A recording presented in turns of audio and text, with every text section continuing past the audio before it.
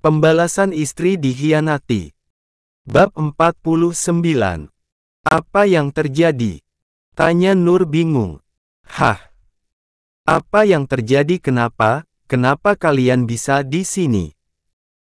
Tanya Nur, bukannya Rendra sedang bertunangan dengan Vina kemarin, tapi kenapa Rendra bisa berada di dekatnya sekarang? Kamu panas tinggi Nur, aku panik dan menghubungi mereka agar segera datang, sahut BK yang baru masuk ke kamar Nur. Om kenapa bisa di sini juga? Tanya Nur ketus. Aku khawatirlah dengan keadaanmu, hingga aku menyusulmu kemari, jawab Rendra jujur. Kenapa harus khawatir? Aku tidak apa-apa, kalian semua bisa keluar sekarang, aku sudah sembuh, usir Nur. Dia sendiri saat ini malu karena tadi menganggap dirinya tengah berhalusinasi dengan kehadiran Rendra. Nur. Sayang jangan begitu, Om Rendra mengkhawatirkan keadaanmu Nur, lagi pula kamu juga menginggau terus memanggil nama Om Rendra, jelas April membuat Nur bertambah malu. Kenapa dia harus menginggau nama Rendra? Apa perasaannya terlalu besar untuk Rendra hingga dalam alam tak sadar pun nama Rendra yang dia sebut? Bun, Nur mohon keluar. Nur ingin sendiri dulu Bun, mohon. Nur membuat April mengerti saat ini Nur butuh ketenangan. Oke. Kami keluar dan jika kamu sudah lebih tenang biarkan Bunda menemanimu, ucap April dan diangguki Nur patuh. Semuanya segera keluar. Rendra sedikit kecewa dengan sikap Nur yang tak mau menerimanya. Apa benar Nur tak memiliki perasaan apapun padanya? Apa cintanya bertepuk sebelah tangan? Vino menarik tangan Rendra untuk segera keluar dari kamar sedangkan Nur langsung mengunci pintu saat mereka semua keluar. Bodoh kamu Nur, Om Rendra datang ke sini khawatir padamu tapi kamu malah mengusirnya, gumam Nur pelan. Lalu aku harus bagaimana? Harus menampakkan rasa bahagiaku. Jelas-jelas Om Rendra kemarin karena kasihan, dia tidak mungkin meninggalkan Vina, perempuan yang akan dia nikahi sebentar lagi secara mereka sudah bertunangan, oceh Nur sambil menggigit kuku tangannya. Rasa malu, rasa bahagia bercampur aduk saat ini tapi Nur tidak munafik, dia masih menyimpan rasa kecewa karena Rendra dan Vina sudah bertunangan pikirnya. Nur menarik nafas dalam dan mengeluarkan perlahan. Dia tak ingin terlihat cemburu di hadapan Rendra, dia tak mau terlihat seperti gadis bodoh. Nur segera masuk ke dalam kamar mandi, dia ingin merilekskan tubuhnya dan siap menemui keluarganya pagi ini agar tak ada yang curiga dengan hatinya saat ini. Nur keluar dari kamarnya dengan berpakaian yang sudah rapi membuat semua mata melihat perempuan yang sedang salah tingkah ini. Mau kemana Nur? Tanya Alvan. Nur mau keluar dulu Pak, cari angin, jawab Nur gugup. Sebenarnya dia belum siap bertemu Rendra. Cari angin? Apa kamu tidak sadar semalam kamu mengigau? Stop, tidak usah diteruskan Kak, potong Nur. Dia akan semakin malu jika Vino mengingatkannya mengigau nama Rendra. Nur kamu sedang sakit, jangan yang aneh-aneh deh, ujar April mengingatkan anak perempuannya ini. Nur sudah sembuh Bun, ada yang harus Nur cari di supermarket. Cari apa? Potong Rendra yang juga tak suka kalau Nur keluar karena saat ini cuaca sedang dingin ditambah lagi Nur masih belum pulih. Keperluan wanita Om, alasan Nur. Biar aku saja yang belikan, jawab Rendra. Tidak bisa, Om tidak akan mengerti, tolak Nur cepat. Kalau begitu pergi denganku agar aku bisa lebih tenang, ucap Rendra lagi membuat Nur semakin gugup. Justru hal ini yang sedang dihindari oleh Nur, tapi mengapa malah Rendra menawarkan diri untuk mengantarkannya? Bunda rasa ditemani Om Rendra lebih baik Nur ada yang menjagamu kalau terjadi apa-apa. Kamu kan belum sembuh betul sayang, sahut April dan diangguki Vino setuju tapi berbeda dengan tatapan Alvan. Dia seolah menangkap sinyal lain dari ucapan Rendra. Alvan bisa melihat rasa khawatir yang berlebihan dari Rendra. Nur pun bersikap berbeda, ada yang dia sembunyikan. Apa yang tengah terjadi pada mereka saat ini? Rendra berdiri dan meminjam kunci mobil pada Beka agar bisa membawa Nur keluar. Dia pun ingin berbicara empat mata pada Nur. Rendra ingin semuanya jelas dan dia bisa pulang ke Jakarta dengan membawa Nur lagi. Meskipun papa dan mamanya menentang, Rendra akan berusaha kuat meyakinkan kedua orang tuanya. Ayo aku antar, ucap Rendra berjalan duluan meninggalkan Nur yang sedang ragu. Nur, Om, ujar mereka serentak saat di dalam mobil. Om saja duluan. Kamu saja. Om saja sepertinya penting, jawab Nur lagi. Kamu saja, tolak Rendra.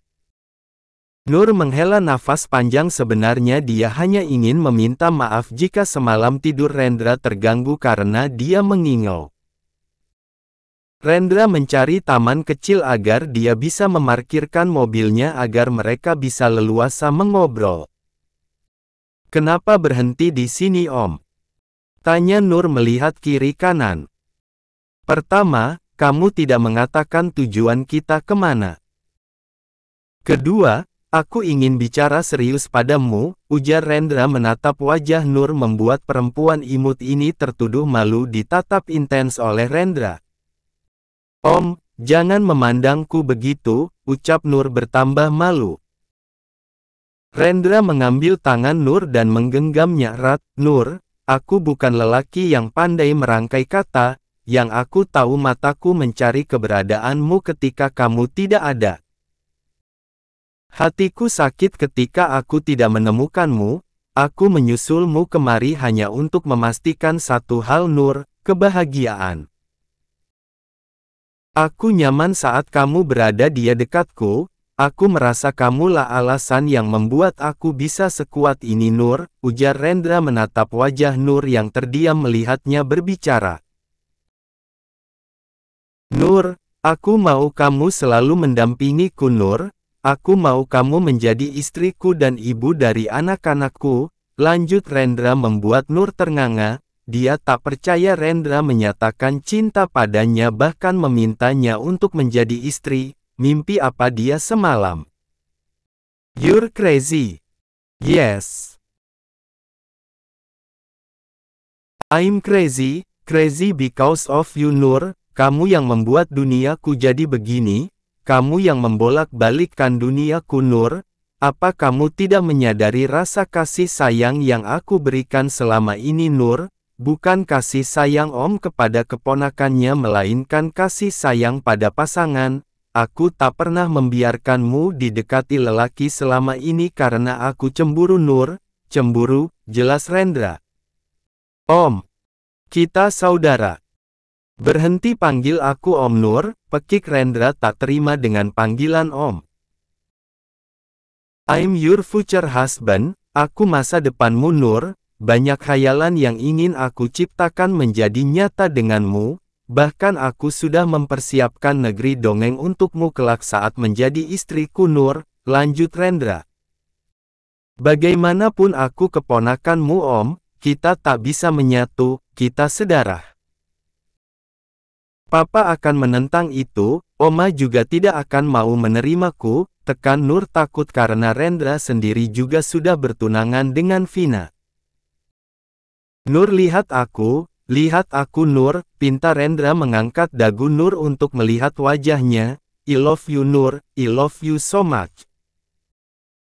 Nur menggelengkan kepalanya pelan, air matanya menetes melihat kesungguhan Rendra menyatakan cinta tapi mereka tidak bisa bersama.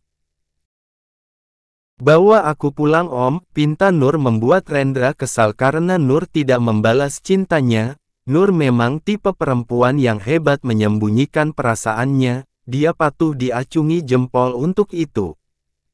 Nur, Stop Om, tolong bawa aku pulang, pinta Nur sambil memegang kepalanya yang mulai terasa pusing. Akhirnya Rendra mengalah dan menyalakan kembali mesin mobilnya. Lagi apa? Tanya Vino. Masih di kantor, nunggu meeting 1 jam lagi sama yang lain untuk persiapan pergi besok, jawab Kirana dari seberang sana. Besok mau kemana? Tanya Vino lagi. Bandung, jawab Kirana pelan. Kenapa ke Bandung? Tanya Vino sedikit terkejut karena gebetannya ini akan ke Bandung, tempat yang harus dia anti-anti karena ada Dion di sana. Ada pertemuan dengan klien, sebenarnya aku juga keberatan ke sana kalau apa?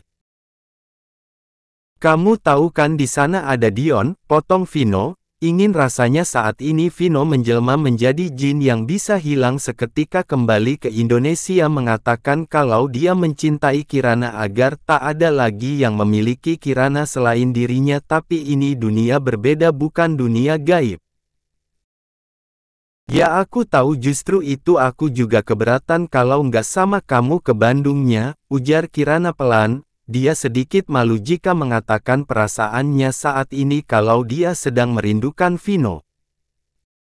Tapi ini proyek penting mau tidak mau aku harus ke sana, coba aja.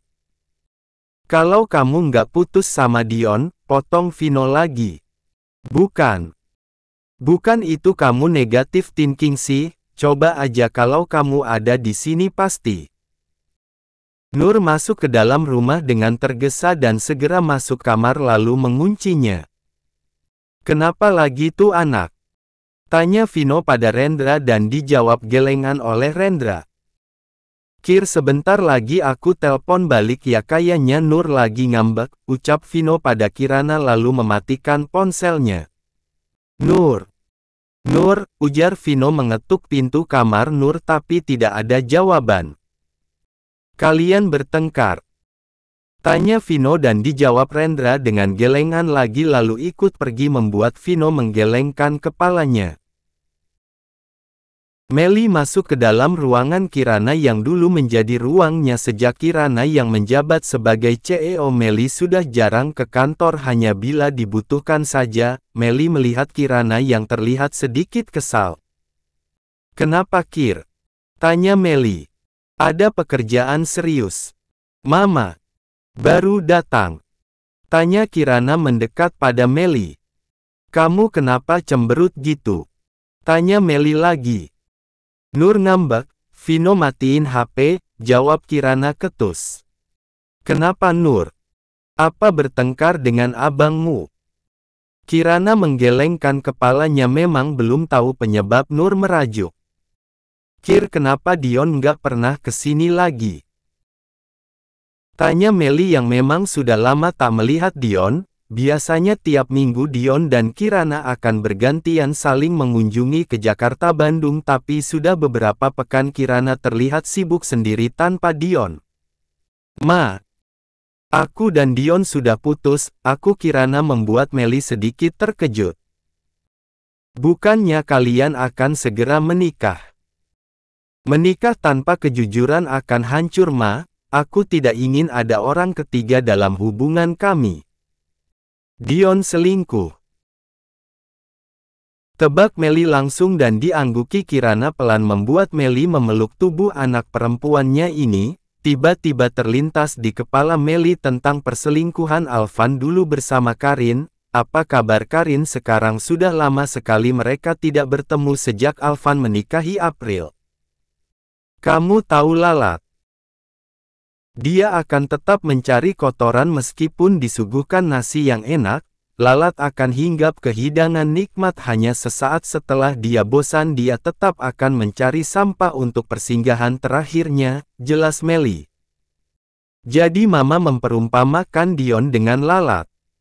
Tanya Kirana sedikit bingung. Manusia hanya wajah yang tak bisa dirubah tapi perilaku dan sifat akan senantiasa berubah jika bertemu pasangan yang baik. Tapi aku tidak ingin mengambil resiko untuk itu Ma, lebih baik melepaskan daripada mencoba hal yang jelas-jelas awalnya buruk, potong Kirana. Melly tersenyum kecil. Prinsip Kirana persis sama dengan dirinya yang saat diselingkuhi Alvan dulu. Bagus jika memang Dion berubah, jika makin menjadi bisa janda muda aku mah, lanjut Kirana sedikit terkekeh. Lalu saat ini apa yang kamu lakukan? Kami sudah putus kontak ma, aku sudah menghapus semua yang berhubungan dengan Dion, jawab Kirana yakin. Secepat itu? Aku sudah move on dari lelaki brengsek itu. Melly menatap Kirana dengan tanda tanya besar, dia yakin saat ini Kirana sudah mendapatkan ganti karena Kirana tak terlihat sedih sedikit pun. Ma, kenapa menatapku begitu? Tanya Kirana. Mama mencurigai sesuatu. Aku masih harus menghadiri rapat ma, elak Kirana melihat jam tangannya. Tadi kenapa kamu menghubungi mama? Tanya Melly.